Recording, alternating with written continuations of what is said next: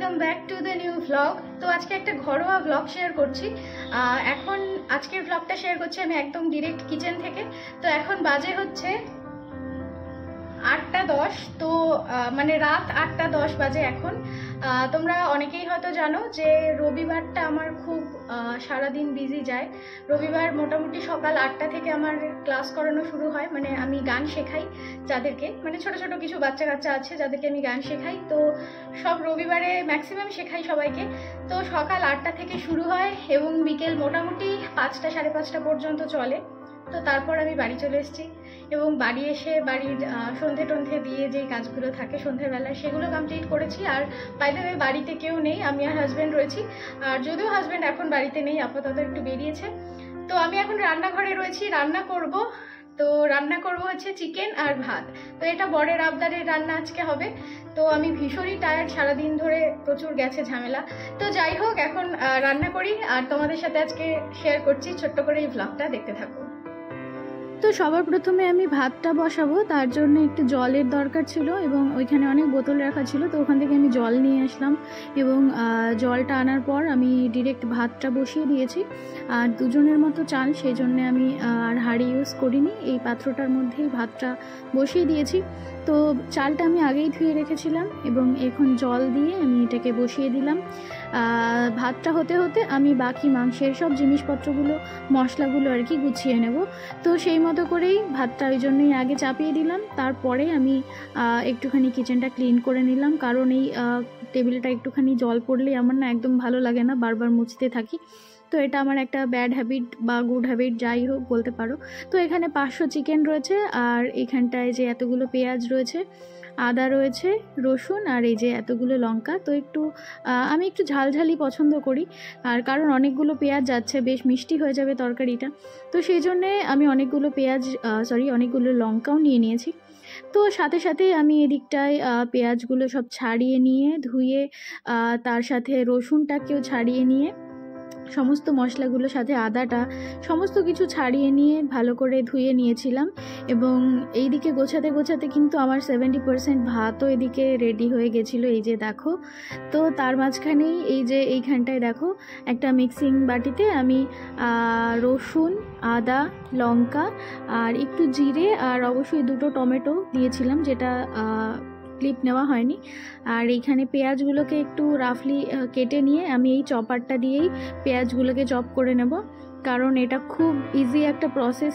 এইটা আমার বর কিনে দিয়েছে, তো আমি এত হ্যাপি এই বাটিটা পেয়ে। তো আমার খুব কাজে লাগে এইটা, খুব তাড়াতাড়ি খুব সুন্দরভাবে পেঁয়াজগুলো চপ হয়ে যায়। তো দেখো খুব সুন্দর চপড হয়ে গেছে। আর এদিকটায় আমি মিক্সিং বাটিটা বসিয়ে দিয়েও এদিকে এগুলো একটু পেস্ট বানিয়ে নিচ্ছি, বাকি জিনিসগুলো। তো এইগুলো গুছিয়ে নিতে নিতেই আমার ভাতও অলমোস্ট ওদিকে হয়ে গেছে। তো তারপর চলো এবার চিকেন রান্নার মেন প্রসেসটা শুরু করা যাক। তো সবার প্রথমে আমি কড়াইটা বসিয়ে নিলাম, গ্যাসটা অবশ্যই জ্বালিয়ে নিলাম। এবার কড়াইটা একটু হালকা মুছে নিলাম।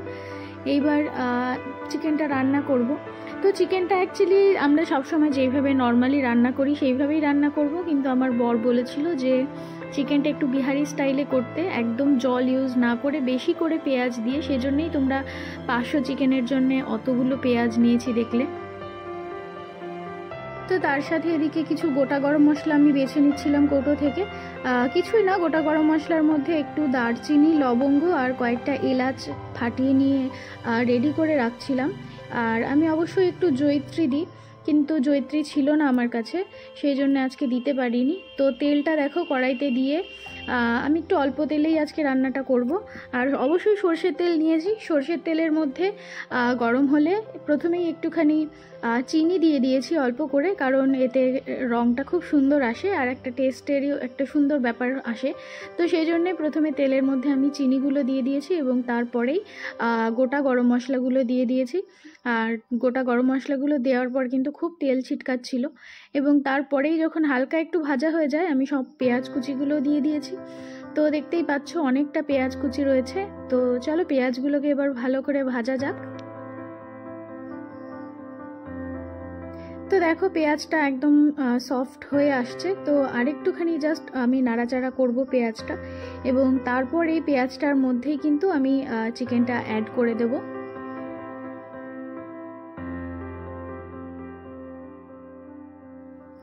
তো দেখো পেঁয়াজটার মধ্যে আমি চিকেনটা অ্যাড করে দিয়েছি এবং আমার বর হয়তো দেখলে বলতো যে পেঁয়াজটা আরও ভাজতে হতো।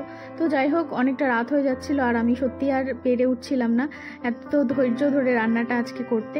তো সেই জন্যেই সুন্দর করে দিয়ে চিকেনটা এবার ভালো করে আমি একটু কষিয়ে নিচ্ছি। আর এখন আর কিচ্ছু দিইনি আমি। আর পেঁয়াজটার মধ্যে অবশ্যই লবণ দিয়ে রেখেছিলাম। আর এইদিকের এই পেস্টটাও বেশ কিছুক্ষণ পর দিয়ে দিয়েছি এবং এবার এই পেস্টটা দিয়ে ভালো করে এগুলোকে কষাতে হবে যাতে আদা রসুনের কাঁচা গন্ধটা ভালোভাবে চলে যায়।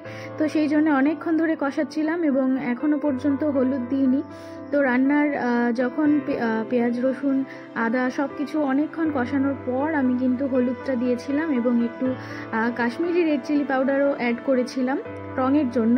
যদিও তোমরা ভিডিওতে অতটা হয়তো বুঝতে পারছো না, কিন্তু সামনে থেকে খুব সুন্দর একটা কালার আসছিল। মেবি লাইটের জন্য এখানটায় তোমরা এরকম দেখছিলে। তো যাই হোক, এইরকম পর্যায়ে আসার পর ভালো করে কষানোর পর আমি হালকা একটু জল দিয়েছিলাম, নাহলে আমার মনটা খুব খারাপ লাগছিল। তো জল দেওয়ার পর একদম গা মাখা করে রেখে তারপর আমি